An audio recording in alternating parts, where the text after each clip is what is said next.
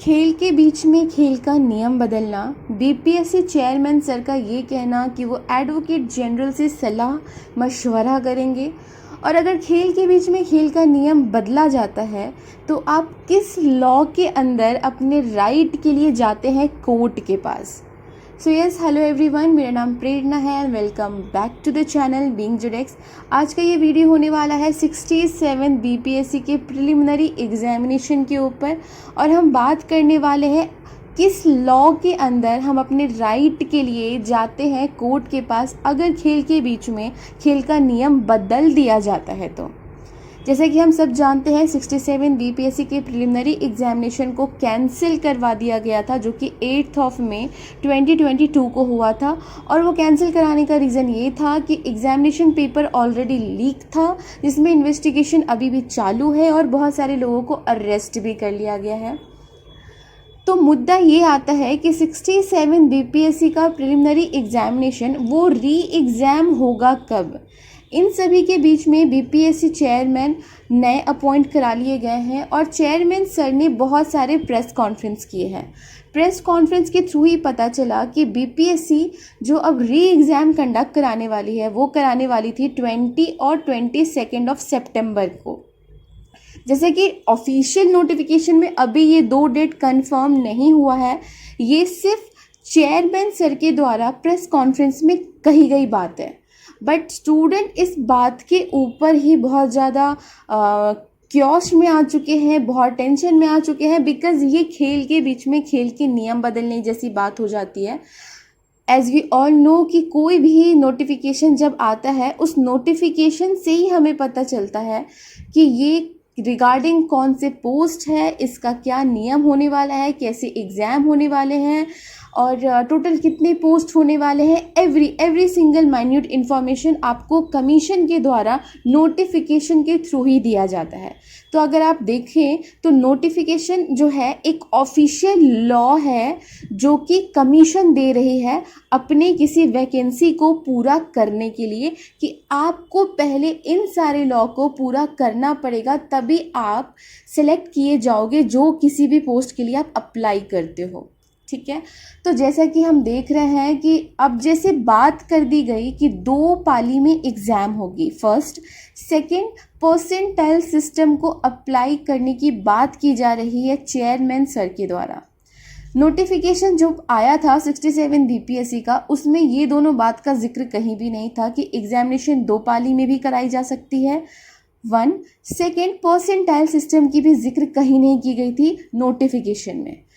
तो हर जगह यही बात चल रही है, और कल के दिन में भी छात्र नेता दिलीप सर वो जाके आयोग से मिले हैं और वो लोग एक इस मीडिएशन पे पहुंचे हैं कि चलो वो 31 को वापस से एक मीटिंग करेंगे और सारे स्टूडेंट का मत जान के कि वो क्या चाहते हैं चेयरमैन सर को बताएंगे, आयोग को बताएंगे, और आयोग फिर मीनवाइल जो बीच में जो भी एक डिसीजन निकाल सकते हैं, फीजिबल डिसीजन एग्जामिनेशन के पॉइंट ऑफ व्यू से, वो एक डिसीजन लिया जाएगा। पर इन सभी के बीच में अगर क्वेश्चन आता है कि अगर हम चेंज कर जाते हैं नोटिफिकेशन के बीच का क्लॉज, खेल के बीच में खेल का नियम, तो आप कोर्ट के पास अपने कौन से राइट के अंदर जाओगे। तो यहाँ आता है हमारा कॉन्स्टिट्यूशन ऑफ इंडिया, और कॉन्स्टिट्यूशन ऑफ इंडिया में हमारा राइट प्रोटेक्टेड है फंडामेंटल राइट्स के अंदर, जो कि पार्ट 3 बात करता है। पार्ट 3 आर्टिकल 12 से लेके 35 तक है, और जिसमें आर्टिकल 13 जो है ये बात करता है लॉ के बारे में। तो यही ये राइट है, यही ये आर्टिकल है जो आपको प्रोटेक्ट करता है किसी भी नोटिफिकेशन में नए क्लॉजेस ऐड करने पे आपके राइट के लिए। खेल के बीच में खेल का नियम आप नहीं बदल सकते, इसकी लीगैलिटी दे देता है आर्टिकल 13(1). तो जैसा आप देख रहे हैं आर्टिकल 13 फंडामेंटल राइट्स के अंदर आता है, पार्ट 3 में आता है, और पार्ट 3 की लीगैलिटी ऐसी है कि आप इसके लिए कोर्ट के पास जा सकते हो अगर आपका फंडामेंटल राइट इन्फ्रिंज्ड होता है, अगर आपका फंडामेंटल राइट का हनन किया जाता है।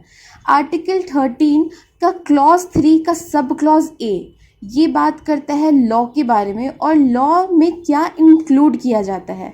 तो जैसा कि आप बेयर एक्ट में देख रहे हैं, law includes ordinance, order, bylaw, rule, regulation, notification, custom और यूसेज।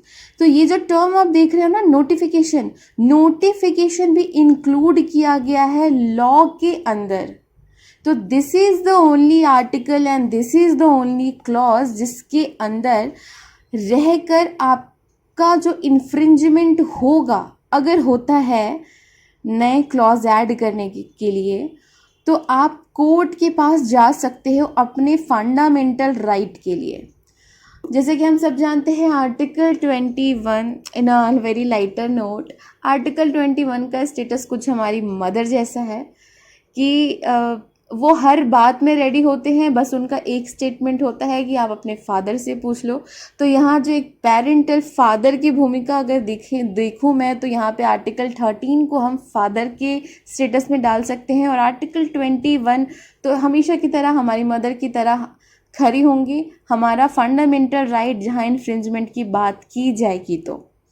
तो article 13 is not only about this law only. Article 13 में बहुत सारी चीज़ें और भी जिक्र की गई है, जैसे कि doctrine of eclipse, doctrine of severability, Keshavananda Bharati, और जो अमेंडमेंट हुआ था 24th अमेंडमेंट, बहुत सारी बातें और भी है। हम एक सेपरेट वीडियो भी ज़रूर बनाएंगे आर्टिकल 13 पे इन अ कमिंग डेज। बट अगर इस वक्त अगर कुछ एक बहुत इंपॉर्टेंट मुद्दा ये है 67 बीपीएससी के सारे एस्पिरेंट के लिए कि उनका एग्ज़ाम कंडक्ट करा लिया जाए एक फेयर मैनर में, जो कि कमीशन भी चाहती है, प्लस जो आपके छात्र नेता है वो भी आपके लिए खड़े हो रहे हैं। सो यस, आप अपनी पढ़ाई कंटिन्यू करें। और सेकंड, अगर आपके छात्र नेता और जो कोई भी यूट्यूब चैनल है, आपके जो गाइडिंग फैक्टर हैं, अगर आपको कहते हैं कि आप इस एक जगह अपनी आवाज़ उठाएं, प्लीज़ बी यूनाइट, स्टैंड करें। ये आपकी ही राइट की बात की जा रही है। आप अपने दिन का एक आधा घंटा का समय अगर निकाल सकते हैं तो आपको अपने राइट के लिए ज़रूर निकालना चाहिए for a mass media itself. So yes, thank you so much. This is all about this video and जय हिंद।